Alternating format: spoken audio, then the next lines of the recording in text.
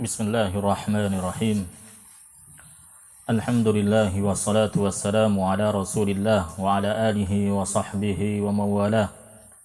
Asyhadu an la ilaha illallah wahdahu la syarika lahu wa asyhadu anna Muhammadan abduhu wa rasuluh. Amma ba'd. Ikhwani fid din, hafizani wa hafizakumullah. Nah, di malam hari ini, malam ke-12 Muharram tahun 1447 Hijriah, kita akan melanjutkan kajian Thalathatul Usul karya Syekhul Islam Al-Mujaddid Muhammad ibn Abdul Wahhab ibn Sulaiman bin Ali At-Tamimi An-Najdi rahimahullahu ta'ala.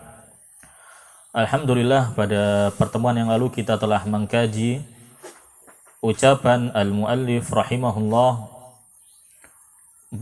tentang ma'rifatu dinil islami bil adillati, mengenal agama Islam beserta dalil-dalilnya, yaitu mengenal agama Islam berdasarkan al-adillah, berdasarkan dalil baik dari Al-Quran maupun dari sunnah Nabi Sallallahu Alaihi Wasallam.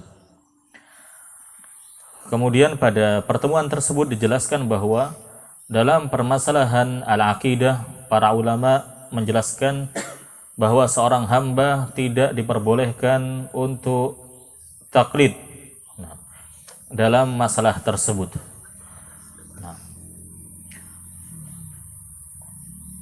Walaupun apabila keadaan seseorang mengharuskan dia untuk bertaklid seperti orang yang awam, maka dia harus mengetahui bahwa sesuatu yang akan diyakininya itu bersumber atau berdasarkan dalil Al-Quran ataupun sunnah, walaupun dia tidak mengetahui secara terperinci atau mendetail tentang dalil-dalil tersebut. Yang terpenting apa yang dia realisasikan berupa keyakinan tentang prinsip-prinsip Islam itu semuanya berdasarkan dalil.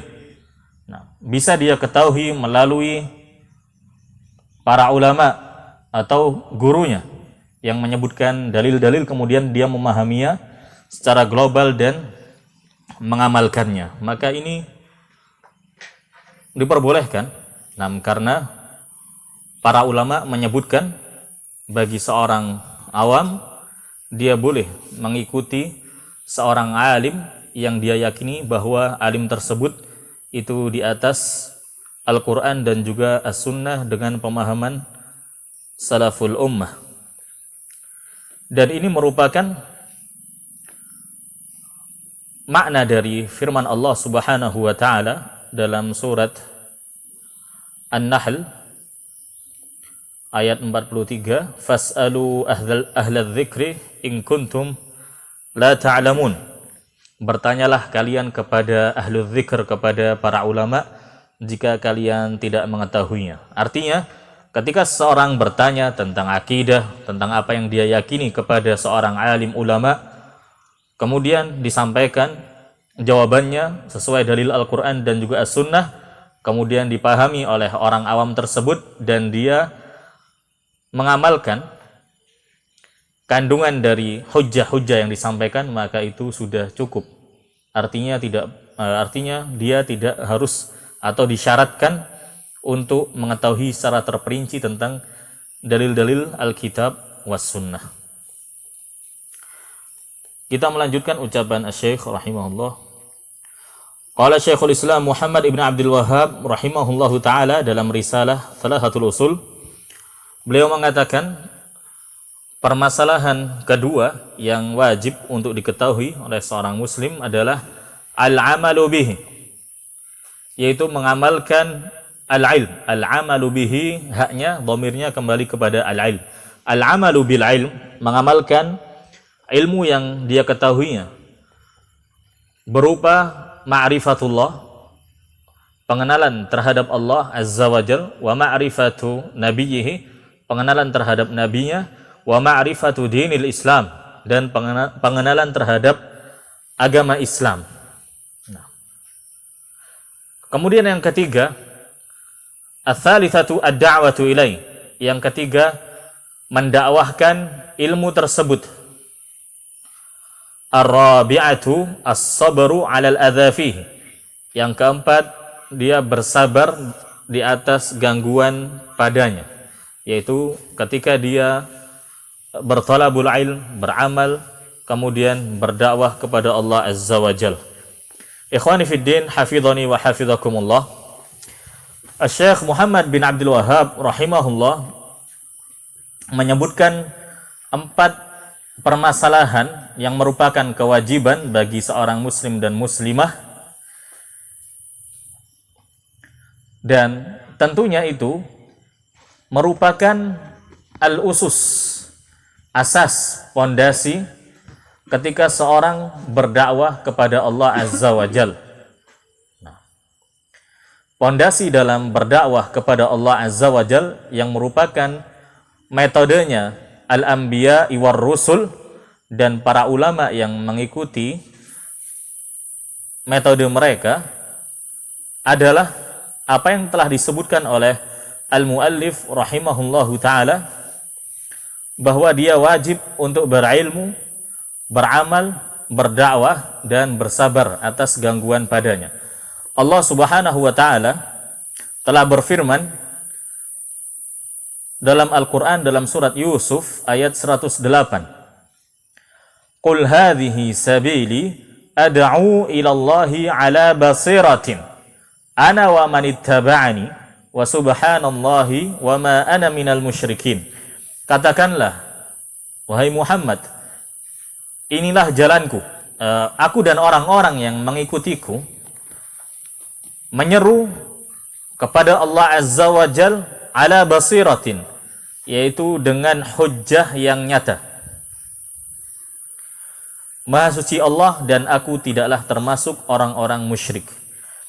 Naam, di dalam ayat ini Allah Azza wa Jal memerintahkan kepada Nabi Muhammad sallallahu alaihi wasallam untuk menyeru bahwa hadhihi sabili ad'u ilallahi ala basiratin ana wa man ittaba'ani. Ini adalah jalanku, yang mana aku dan orang-orang yang mengikutiku menyeru kepada Allah Azza wa Jal. Ini adalah syarat al-ilm, yaitu berdakwah kepada Allah Azza wa Jal di atas cahaya ilmu. Nah, dan ini wajib bagi seorang da'i ilallah Azza wa Jal, karena orang yang jahil tidak memahami prinsip-prinsip Islam, maka dia tidak pantas untuk menjadi seorang da'i. Dalilnya dalam surat Yusuf ayat 108, qul hadhihi sabili ad'u ilallahi ala basiratin. Katakanlah, wahai Muhammad, ini adalah jalanku, aku menyeru kepada Allah Azza wa Jal di atas basirah, yaitu di atas al-ilmu, dan juga orang-orang yang mengikutiku. Karena bagi seorang da'i, dia harus mengetahui prinsip-prinsip agama Islam, metode dalam berdakwah, karena dia akan menghadapi ahlus syubuhat. Dia akan berdialog dengan mereka. Dia perlu untuk menghilangkan asyubuhat. Kewajiban mereka adalah menghilangkan asyubuhat, kerancuan-kerancuan dalam memahami agama Islam yang ada pada pikiran orang-orang yang menyimpang. Oleh karenanya, telah disebutkan sebuah riwayat dalam Sahih Al-Imam Bukhari dan juga Sahih Al-Imam Muslim dari sahabat Abdullah ibn Abbasin radhiyallahu ta'ala anhuma, ketika Nabi sallallahu alaihi wasallam mengutus sahabat Mu'adz ibn Jabal ke negeri Yaman, maka Nabi sallallahu alaihi wasallam memberikan wasiat, membimbing Mu'adz bahwa beliau, yaitu Mu'adz bin Jabal, akan menjumpai kaum dari kalangan ahlul kitab. Maka Nabi sallallahu alaihi wasallam membekali Mu'adz bin Jabal dengan basirah, ilmu yang akan diserukan kepada ahlul kitab. Maka Nabi sallallahu alaihi wasallam bersabda, maka ajaklah mereka, serulah mereka untuk menauhidkan Allah Azza wa Jal. Kemudian Setelah al-ilm, kemudian ats-tsaniyah al-amalu bih. Mengamalkan ilmu yang dia ketahui. Allah Subhanahu wa taala telah berfirman dalam surat Hud ayat 88, Nabi Syuaib alaihi salam telah berkata kepada kaumnya, "Wa ma uridu an ukhalifakum ila ma anhaakum an. In uridu illa al-islaha mastata'tu." Syuaib berkata, "Aku tidak bermaksud menyalahi kamu," yaitu menyalahi kalian kaumnya, "terhadap apa yang aku larang. Aku hanya bermaksud mendatangkan perbaikan selama aku masih sanggup." Ikhwani fiddin, hafizani wa hafizakumullah. Dan ayat ini menunjukkan bahwa seorang dai, seorang muslim yang hendak menyerukan agama Allah Azza wa Jal, maka hendaknya dia beramal, merealisasikan ilmu yang akan dia sampaikan. Sehingga tidak pantas bagi seorang dai, bagi seorang ustadz, bagi seorang alim, dia mendakwahkan kepada umat Islam tentang prinsip Islam, yaitu berpegang teguh kepada Alkitab was Sunnah dan juga bersatu di atas Alkitab was Sunnah. Akan tetapi justru dai tersebut atau ustadz tersebut justru mereka membuat perpecahan di tengah-tengah kaum muslimin. Maka yang seperti ini la yasluh ayyakuna da'iyan ilallah. Maka mereka ini tidaklah pantas menjadi seorang dai yang menyeru agama Allah Azza wa Jal, karena mereka menyerukan agar kaum muslimin bersatu di atas Alkitab was Sunnah. Ternyata mereka sendiri justru membuat perpecahan di tengah-tengah kaum muslimin, wal'iyadzu billah. Tentunya berdakwah kepada jalan Allah Azza wa Jal, kepada Islam, kepada tauhid, menjelaskan umat manusia tentang hakikat tauhid dan hakikat kesyirikan kepada Allah Azza wa Jal, ini merupakan ucapan dan seruan yang terbaik. Allah Subhanahu wa taala telah berfirman dalam surat Fussilat ayat 33, "Wa man ahsanu qawlan mimman da'a ila Allahi wa 'amila shalihan wa qala innani minal muslimin." Dan siapakah yang lebih baik? Maknanya tidak ada yang lebih baik. Siapakah yang lebih baik perkataannya daripada orang yang menyeru kepada Allah Azza wa Jal, kepada agama Allah, kepada tauhid, menjelaskan tentang hakikat tauhid, hakikat kesyirikan, dan mengerjakan kebajikan seraya dia berkata, "Sungguh aku termasuk orang-orang muslim." Al-Allamah Syekh Abdurrahman bin Muhammad bin Qasim An-Najdi rahimahullahu ta'ala menjelaskan bahwa al-amal itu adalah thamaratul ilm, adalah buah dan hasil dari ilmu. Karena al-ilm, ilmu syariat, yang dimaukan adalah sesuatu yang lain, itu yang diharapkan, yaitu al-amal. Tujuan dari kita mengetahui tentang agama Islam, tentang prinsip-prinsip Islam adalah untuk diamalkan, sehingga amalan itu merupakan buah. Sesungguhnya orang yang berilmu akan tetapi dia tidak beramal, maka ini menyerupai kaum Yahudi. Sebaliknya, orang yang beramal namun tidak berilmu, mereka menyerupai kaum An-Nasar. Dan keadaan orang yang alim, dia mengetahui ilmu syariat, akan tetapi dia tidak mau mengamalkan apa yang telah dia ketahui, ini lebih buruk, lebih jelek dibanding orang yang jahil, yang benar-benar tidak mengetahui tentang syariat Islam. Dan disebutkan dalam sebuah hadis,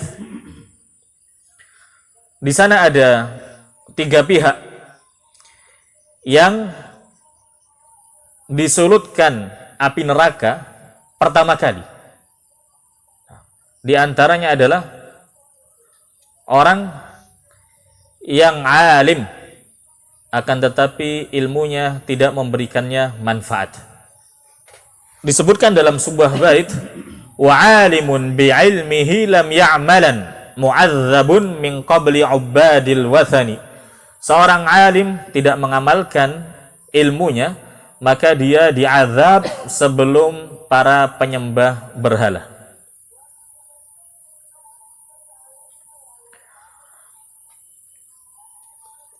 Allah Subhanahu wa taala telah berfirman dalam surat As-Saff ayat kedua, "Ya ayyuhalladzina amanu lima taquluna ma la taf'alun."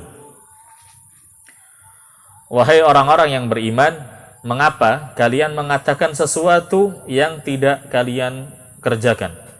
Kabura maqatan 'indallahi an taqulu ma la taf'alun. Sungguh sangat besar kemurkaan Allah Azza wa Jal ketika kalian berucap dengan sesuatu yang tidak kalian perbuat. Ikhwani fiddin, hafidhani wa hafidhakumullah. Kemudian yang berikutnya adalah setelah berilmu, mengamalkan ilmu yang telah diketahui, maka kewajiban berikutnya adalah ad-da'watu ilaihi. Seorang yang berdakwah kepada agama Allah Azza wa Jal, menyerukan Islam, maka dia harus memulai dengan sesuatu yang terpenting. Terus menyeru kepada tauhid, menjelaskan hakikat tauhid, menjelaskan hakikat kesyirikan. Dia harus menjelaskan bahwa tujuan diciptakannya jin dan manusia itu dalam rangka beribadah hanya kepada Allah Azza wa Jal. Di samping dia menyeru umat manusia untuk beribadah kepada Allah Azza wa Jal semata, dia harus menjelaskan tentang bahaya kesyirikan kepada Allah Azza wa Jal. Kemudian setelah itu dia menjelaskan tentang kewajiban-kewajiban berikutnya dari rukun-rukun Islam, menjelaskan dari bahaya kemaksiatan, dan seterusnya. Allah Subhanahu wa taala telah berfirman tentang pentingnya berdakwah kepada tauhid, dan itu merupakan dakwah para rasul dan yang pertama kali didakwahkan. Allah berfirman dalam surat An-Nahl ayat 36, "Wa laqad ba'atsna fi kulli ummatin rasula an i'budullaha wajtanibut taghut." Dan sungguh kami telah mengutus seorang rasul kepada setiap umat untuk menyerukan sembahlah Allah dan jauhilah taghut.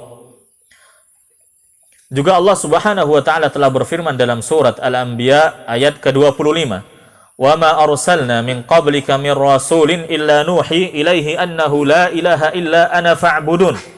Dan tidaklah kami mengutus seorang rasul pun sebelum engkau, wahai Muhammad, melainkan kami wahyukan kepadanya bahwa tidak ada sesembahan yang berhak disembah melainkan Allah Azza wa Jal, maka sembahlah aku.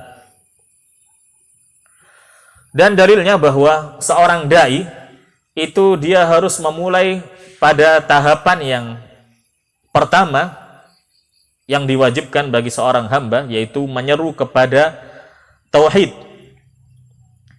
Dalilnya adalah hadis yang telah dibaca, yaitu dalam Sahih Bukhari dan juga Sahih Al-Imam Muslim dari sahabat Abdullah ibnu Abbas, ketika Nabi Shallallahu Alaihi Wasallam mengutus sahabat Mu'ad untuk berdakwah ke negeri Yaman, maka Nabi Shallallahu Alaihi Wasallam bersabda, sesungguhnya engkau akan menjumpai atau menemui ahli kitab, kaum Yahudi di negeri Yaman. Maka hendaklah pertama kali yang kau dakwahkan kepada mereka, yaitu agar mereka menauhidkan Allah Azza wa Jal. Apabila mereka telah mengetahui hal tersebut, dengan merealisasikan pengetahuan mereka, dengan mereka bertauhid kepada Allah Azza wa Jal, maka sampaikan bahwa Allah Azza wa Jal telah mewajibkan kepada mereka salat 5 waktu. Hingga akhir hadis. Kemudian ketika seorang telah berilmu, kemudian mengamalkan ilmunya, berikutnya berdakwah kepada Allah Azza wa Jal. Pada tingkatan tersebut, itu seorang hamba pasti diuji oleh Allah Azza wa Jal. Dia akan merasakan gangguan ketika dia melakukan thalabul ilm asy-syar'i, ketika dia mengamalkan ilmu yang telah dia ketahui, juga di saat dia berdakwah kepada Allah Azza wa Jal.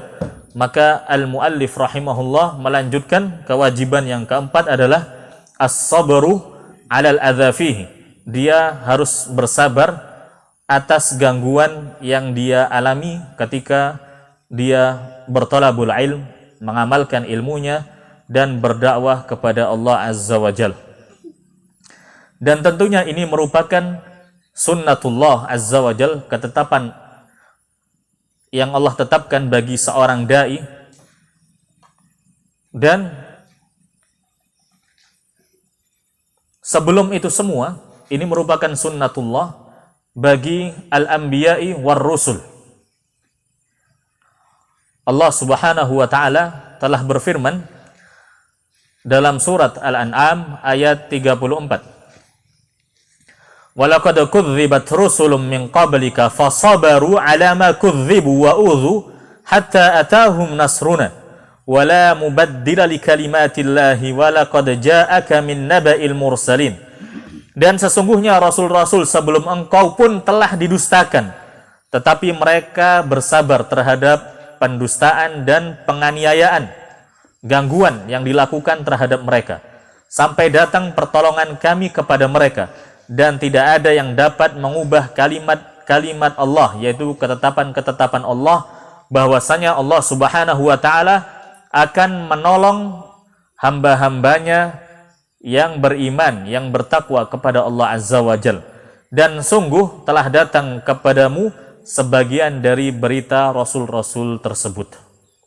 Juga Allah Subhanahu wa taala telah berfirman di dalam sebuah ayat dalam surat Al-An'am ayat ke-10, وَلَقَدْ اسْتُهْزِئَ بِرُسُلٍ مِّن قَبْلِكَ فَحَاقَ بِالَّذِينَ سَخِرُوا مِنْهُمْ مَا كَانُوا بِهِ يَسْتَهْزِئُونَ. Dan sungguh beberapa rasul sebelum engkau, wahai Muhammad, telah diperolok, telah dicela, dicaci maki, sehingga turunlah azab Allah Azza wa Jal kepada orang-orang yang mencemoohkan, kepada orang-orang yang mencela. Itu sebagai balasan dari olok-olokan mereka. Dalam surat Al-An'am. Juga Allah Subhanahu wa taala berfirman dalam surat Adz-Dzariyat,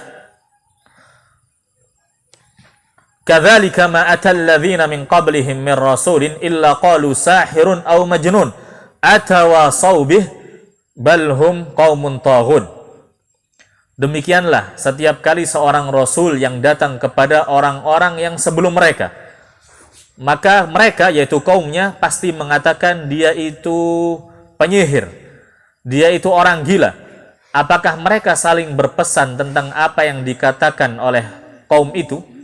Artinya, apakah kaum para nabi itu telah mendapatkan pesan-pesan dari orang-orang sebelumnya, bahwasanya jika ada seorang nabi, maka mereka harus mencela dan mencemooh nabi yang diutus kepada mereka. Maka Allah Subhanahu wa taala menjelaskan, balhum qaumun taghun, sebenarnya mereka adalah kaum yang melampaui batas. Maka ketetapan Allah Azza wa Jal kepada para nabi dan rasul, dan juga kepada pewaris para nabi dan juga para rasul, yaitu mereka pasti mendapat celaan, mendapat cibiran ketika mereka di atas al-haq, ketika mereka mendakwahkan agama Islam, menyeru kepada pemurnian ibadah kepada Allah Azza wa Jal, menyeru agar umat Islam itu merealisasikan prinsip al-Islam, maka pasti seorang da'i mendapat celaan dan cibiran dari orang-orang yang tidak suka kepada mereka. Akan tetapi seorang da'i ilallah Azza wa Jal, dia wajib untuk menyikapi masyarakat atau kaum yang dia dakwahi dengan hikmah, dengan sebuah ilmu, dengan kelemah lembutan, karena tujuan dia dalam berdakwah kepada Allah Azza wa Jal, dia ingin mengajak umat manusia untuk merealisasikan agama Islam dengan sebenarnya. Dia bertujuan untuk mengeluarkan umat manusia dari kegelapan, sehingga mereka mendapatkan kebahagiaan di dunia dan di akhirat. Kita ketahui ketika Nabi Musa alaihissalam berdakwah kepada seorang yang paling kafir di muka bumi ketika itu, yaitu Fir'aun. Nah, Allah Subhanahu wa taala telah menyebutkan di dalam Al-Qur'an, "Idhhaba ila fir'auna innahu tagha, faqula lahu qawlan layyinan la'allahu yatadhakkaru aw yakhsha." Nah, dalam surat Thaha ayat 43 hingga 44 Allah berfirman yang maknanya, "Pergilah kalian berdua kepada Fir'aun, karena dia benar-benar telah melampaui batas." Fir'aun menyeru kaumnya bahwa dia adalah Rabbukumul A'la, Rabb yang paling tinggi. Maka Allah Subhanahu wa taala memerintahkan kepada Nabi Musa alaihi salam untuk mendatangi Fir'aun dan menyampaikan hujjah kepadanya. Allah berfirman yang maknanya, "Maka berbicaralah kalian berdua kepadanya," yaitu kepada Fir'aun, dengan kata-kata yang lemah lembut. Mudah-mudahan dia sadar atau takut. Demikian juga Nabi Shallallahu Alaihi Wasallam Allah perintahkan di dalam Al-Quran dalam surat An-Nahl ayat 125 untuk berdakwah dengan hikmah dan juga al-mau'izah al-hasanah. Allah berfirman, "Ud'u ila sabili rabbika bil hikmati wal mau'izatil hasanah wajadilhum billati hiya ahsan." Serulah manusia kepada jalan Rabbmu dengan hikmah dan pengajaran yang baik, dan berdebatlah dengan mereka dengan cara yang baik. Sesungguhnya Rabbmu, nah ini ayat berikutnya, dia lebih mengetahui siapa yang sesat dari jalannya, dan dialah yang telah mengetahui siapa yang mendapat petunjuk. Inna rabbaka huwa a'lamu biman dhalla an sabilih wa huwa a'lamu bil muhtadin. Allah Subhanahu wa taala telah mengetahui siapa yang pantas untuk disesatkan oleh Allah Azza wa Jal, dan siapa yang layak untuk mendapatkan petunjuk. Tentunya seseorang yang disesatkan oleh Allah Azza wa Jal, pasti sebelum Allah menyesatkan dia, orang tersebut yang akan disesatkan oleh Allah Azza wa Jal, dia mempunyai keyakinan-keyakinan yang menyimpang, penyakit-penyakit hati yang membuatnya dia Allah sesatkan. Allah Subhanahu wa taala berfirman, "Falamma zaghu azaghallahu qulubahum." Ketika mereka mulai mempunyai penyimpangan, azaghallahu qulubahum, maka Allah Azza wa Jal menyimpangkan mereka dari jalan al-haq. Dijelaskan oleh para ulama, seorang yang ikhlas karena Allah Azza wa Jal merealisasikan agama Islam dengan sebenarnya, dia menjadi hamba Allah Azza wa Jal dan bukan hambanya para taghut, dan bukan hambanya para dai-dai yang menyimpang, para taghut, tokoh-tokoh yang menyesatkan umat, yang membuat perpecahan di tengah-tengah kaum muslimin. Maka Allah Azza wa Jalla tidak akan menyesatkan seorang hamba yang mukhlis, yang mengikhlaskan ibadah hanya kepada Allah Azza wa Jalla. Nah, di antaranya Al-Allamah Al-Utsaimin yang menjelaskan demikian, bahwa seorang hamba tidak mungkin Allah sesatkan, melainkan hamba tersebut telah mempunyai kesesatan di dalam hatinya. Kemudian Al-Muallif rahimahullahu ta'ala menyebutkan dalil atas 4 permasalahan yang telah beliau sebutkan. Qala al-muallif rahimahullahu ta'ala, wad-dalilu qawluhu ta'ala, bismillahirrahmanirrahim, wal 'asri innal insana lafi khusrin illa alladhina amanu wa 'amilus salihati wa tawasaw bil haqqi wa tawasaw bis sabri. Dan dalilnya, yaitu dalil atas 4 permasalahan di atas, adalah firman Allah Azza wa Jalla, bismillahirrahmanirrahim, dengan menyebut seluruh nama dan sifat Allah yang mulia. Ar-Rahman Ar-Rahim, yang maha pengasih lagi maha penyayang. Wal 'asri, demi masa, Allah Subhanahu wa ta'ala bersumpah dengan masa. Innal insana lafi khusrin, nah, sesungguhnya manusia seluruhnya dalam kerugian. Illal ladzina amanu wa 'amilus salihati wa tawasaw bil haqqi wa tawasaw bis sabr, kecuali orang-orang yang beriman, beramal saleh, saling berwasiat di atas kebenaran, dan juga saling berwasiat dengan kesabaran. Ikhwani fiddin, hafidhani wa hafidhakumullah. Allah Subhanahu wa taala dalam ayat ini bersumpah tentang hakikat atau keadaan umat manusia, bahwa mereka semua dalam kerugian kecuali manusia yang Allah kecualikan. Dalam ayat ini, illal ladzina amanu, kecuali orang-orang yang beriman. Kecuali orang-orang yang beriman. Dalam firman Allah Azza wa Jalla, illal ladzina amanu, kecuali orang-orang yang beriman. Nah, ayat ini terkandung bahwa wajib bagi seorang yang hendak beriman kepada Allah Azza wa Jalla, dia harus melandasi keimanannya di atas al-ilm, di atas al-ilmu. Ini dalil tentang kewajiban untuk berilmu, karena seorang yang beriman kepada Allah Azza wa Jal, maka dia harus melandasi keimanannya dengan ilmu pengetahuan, ilmu syar'i. Wa amilus salihat. Ini tentang al-amalu bih. Nah, kemudian orang yang Allah terkecualikan adalah orang-orang yang beramal saleh, mengamalkan ilmu yang telah dia ketahui berupa ma'rifatullah, ilmu tentang Allah, ilmu tentang Nabi, dan ilmu tentang agama Islam. Kemudian berikutnya, wa tawasau bil haqqi wa tawasau bis sabr. Wa tawasau bil haqq ini terkandung tentang kewajiban untuk saling memberikan wasiat, yaitu berdakwah kepada agama Allah Azza wa Jal, wa tawasau bis sabr, dan juga saling berwasiat di atas kesabaran.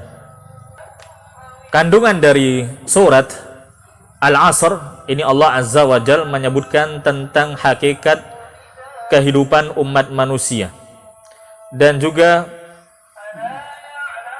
kenyataan kebanyakan umat manusia mereka itu lalai. Mereka tidak mengetahui tentang wasiat Allah Azza wa Jal yang terpenting bagi mereka, padahal itu tersebut dalam sebuah surat yang sangat pendek, yaitu dalam surat Al-Asr. Seseorang harus paham apa yang menyebabkan dia itu dalam kerugian, dan juga dia harus memahami bagaimana dia terlepas dari kerugian, yaitu dia harus mempelajari al-ilm tentang Allah, tentang Nabi, tentang agama Islam. Kemudian berikutnya dia harus mengamalkan ilmu yang dia ketahui. Kemudian dia harus mendakwahkan ilmu yang telah dia ketahui. Kemudian yang berikutnya adalah dia bersabar atas gangguan pada hal-hal tersebut. Surat Al-Asr telah disebutkan sebuah riwayat, dahulu para sahabat ketika mereka bertemu, maka sahabat yang bertemu dengan saudaranya, mereka tidaklah berpisah kecuali salah seorang dari mereka membaca surat Al-Asr. Kemudian setelah mereka membaca surat Al-Asr dan memahami makna dari surat Al-Asr, kemudian salah satu dari mereka itu mengucapkan salam. Nah, ini sebuah hadis yang diriwayatkan oleh Al-Imam At-Tabrani rahimahullahu ta'ala dan disahihkan oleh Al-Allamah Al-Albani rahimahullahu ta'ala. Dan ini menunjukkan bahwa surat Al-Asr itu mempunyai kandungan yang sangat agung, sehingga para sahabat ketika mereka bertemu dengan sahabat yang lainnya, sebelum berpisah mereka menyampaikan wasiat dari Allah Azza wa Jal, yaitu dengan membaca surat Al-Asr, kemudian berikutnya mereka mengucapkan salam. Nah, wal asri, di sini Allah Subhanahu wa taala bersumpah demi masa, demi waktu. Sesungguhnya seluruh manusia ini dalam kerugian, dalam kekacauan, kecuali orang yang beriman, yang berilmu, beramal saleh. Kemudian mereka saling berwasiat di atas kebenaran dan saling berwasiat untuk tetap sabar. Dan kesabaran itu ada 3. As-sabr ala ta'atillah, dia harus bersabar ketika menjalankan ketaatan kepada Allah Azza wa Jal. Kemudian as-sabr an ma'siyatillah, dia harus bersabar di saat meninggalkan kemaksiatan kepada Allah Azza wa Jal. Kemudian yang terakhir, dia harus bersabar atas takdir Allah Azza wa Jal. Kemudian al-muallif rahimahullahu ta'ala melanjutkan ucapannya. Qala Syafi'i rahimahullahu ta'ala,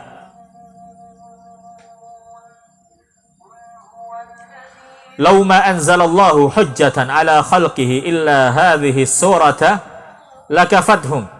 Kalau sekiranya Allah Subhanahu wa taala tidak menurunkan satu hujjah, sekiranya Allah Subhanahu wa taala tidak menurunkan satu hujjah pun atas makhluknya, atas hamba-hambanya, melainkan surat Al-Asr, niscaya surat tersebut itu mencukupi bagi mereka.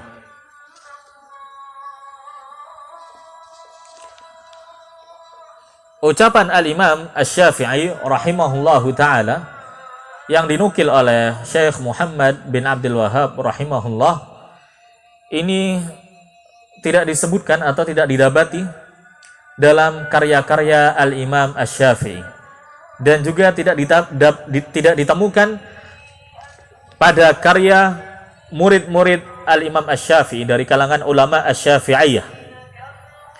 Akan tetapi ucapan Al-Imam Asy-Syafi'i tersebut itu telah dinukil oleh Syekhul Islam Ibnu Taimiyah rahimahullah, dinukil oleh murid beliau Al-Imam Ibnul Qayyim, dan juga Al-Imam Asy-Syatibi sebagaimana ini dinyatakan oleh Syekhuna Arafat, dan juga Al-Imam An-Nawawi rahimahullahu ta'ala menyebutkan makna dari ucapan Al-Imam Asy-Syafi'i rahimahullah dalam kitab Riyadhus Shalihin pada bab At-Ta'awun 'alal Birri wat Taqwa. Pada bab At-Ta'awun 'alal Birri wat Taqwa, Al-Imam An-Nawawi rahimahullahu ta'ala menyebutkan pada bab At-Ta'awun 'alal Birri wat Taqwa dalil Allah berfirman wa ta'awanu 'alal birri wat taqwa, dan juga menyebutkan dalil wal asri innal insana lafi khusrin illa alladhina amanu wa amilus salihat wa tawasaw bil haqqi wa tawasaw bis sabr. Setelah itu beliau menyebutkan qala al imam Asy-Syafi'i rahimahullahu kalaman ma'nah innan nasa aw aktsarahum fi ghaflatin an tadabburi hadhihi surati. Al Imam Asy-Syafi'i rahimahullah dinukil oleh Al Imam An-Nawawi menyebutkan sebuah ucapan yang maknanya, sesungguhnya umat manusia atau mayoritas dari mereka dalam keadaan lalai dari merenungkan surat Al-Asr ini. Walaupun sebagian orang-orang yang membenci dakwanya Syekh Muhammad bin Abdul Wahhab itu mencibir Syekh Muhammad bin Abdul Wahhab bahwa Syekh Muhammad bin Abdul Wahhab menukil sebuah ucapan yang tidak ditemui sanadnya, tidak ditemui sumbernya. Akan tetapi ucapan tersebut merupakan sebuah ucapan yang batil, karena sebelum Syekh Muhammad bin Abdul Wahhab rahimahullah, di sana ada Syekhul Islam Ibnu Taimiyah rahimahullah dalam kitabnya Majmu' al-Fatawa menyebutkan ucapan Al-Imam Asy-Syafi'i lau fakkaran nasu kulluhum fi suratil asri lakafathum. Juga dalam karya yang lainnya Al-Amru bil Ma'ruf wan Nahyi 'anil Munkar li Ibnu Taimiyah dengan lafaz yang sama, lau fakkaran nas kulluhum suratal asri lakafathum. Juga dalam Al-Istiqamah juga demikian, lau fakkaran nas kulluhum fi suratil asr lakafathum. Juga Al-Imam Ibnul Qayyim menyebutkan dengan lafaz lau fakkaran nas kulluhum fi suratil asr lakafathum. Juga dalam kitab Ibnul Qayyim yang lainnya dalam Ighatsatul Lahafan, lau fakkaran nas fi suratil asri lakafathum. Dalam Miftah Daris Sa'adah karya Ibnul Qayyim mengatakan lau fakkaran nas kulluhum fi hadhihi surah lakafathum. Dalam At-Tibyan fi Aqsamil Quran juga demikian, lau fakkaron nas kulluhum fiha lakafathum.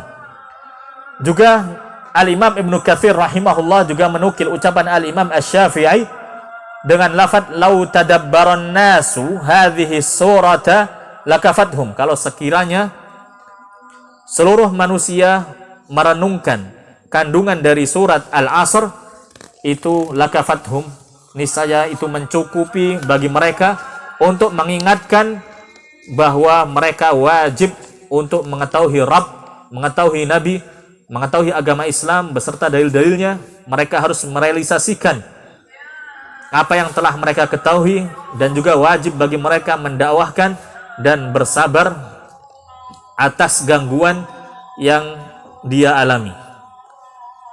Juga pada tafsir Nazmud Durar fi Tanusubil Ayat was Subar karya Burhanuddin Al-Biqai, Al-Imam Asy-Syafi'i mengatakan, atau Burhanuddin mengatakan, qala al-Imam Asy-Syafi'i radhiyallahu taala anhu, innaha suratun law lam yanzil innaha suratun law lam yunzil ilan nasi illa hiya lakafathum.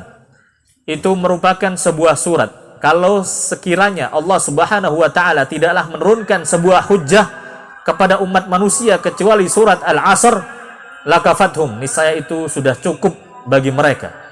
Nah, cukup sebagai peringatan agar mereka mengetahui kewajibannya, kemudian mengamalkan dan mendakwahkannya. Nah, juga disebutkan oleh Al-Imam Asy-Syanqiti dalam Adwa'ul Bayan, ruwiya 'ani Syafi'i rahimahullah annahu qala law ta'ammalan nasu hadhihi surata lakafathum. Kalau sekiranya manusia itu merenungi, memahami kandungan surat Al-Asr, niscaya itu telah mencukupi bagi mereka. Nah, ini ucapan Al-Imam Asy-Syafi'i Muhammad bin Idris, seorang alim dan seorang imam madhab. Beliau mempunyai karya yang merupakan karya pertama dalam ilmu al-usul, yaitu dalam karya beliau Ar-Risalah. Dan juga beliau mempunyai karya Kitabul yang beliau tulis dengan tangan beliau sendiri. Nah, beliau merupakan ulama yang hidup pada abad kedua. Nah, dan beliau meninggal di awal abad ketiga pada tahun 204 Hijriyah. Kitab karya Al-Imam Asy-Syafi'i rahimahullahu ta'ala, ini sebuah karya, atau sebelumnya Al-Imam Asy-Syafi'i telah menulis dalam madhabnya, yaitu madhab Asy-Syafi'i, ketika beliau di Irak. Kemudian beliau melakukan rihlah ke negeri Mesir, dan di negeri Mesir beliau banyak rujuk dari fatwa-fatwa sebelumnya ketika beliau berada di Al-Iraq. Maka beliau mempunyai madhab baru di saat beliau tinggal di Mesir. Disitulah beliau menulis madhab-madhabnya pada kitab Sehingga kitab itu merupakan referensi dari madhab Al-Imam Asy-Syafi'i dalam Al-Qaul Al-Jadid, dalam fatwa beliau yang terbaru.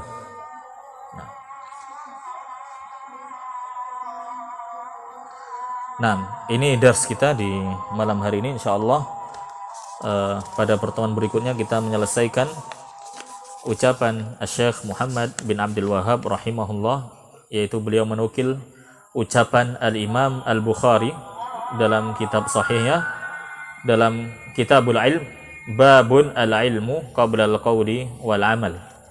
Nah, semoga Allah Azza wa Jalla menjadikan apa yang telah kita pelajari dan apa yang telah kita dengar berupa ayat Al-Quran ataupun hadis Nabi Sallallahu Alaihi Wasallam sebagai al-ilmu nafi' dan juga dapat diamalkan serta didakwahkan kepada kerabat kita, kepada keluarga kita dan segenap kaum muslimin. Wa sallallahu wasallam wa barak ala nabiyyina Muhammadin wa ala alihi wa sahbihi wasallam. Subhanakallahumma bihamdik asyhadu an la ilaha illa anta astaghfiruka wa atubu ilaik. Barakallahu fikum.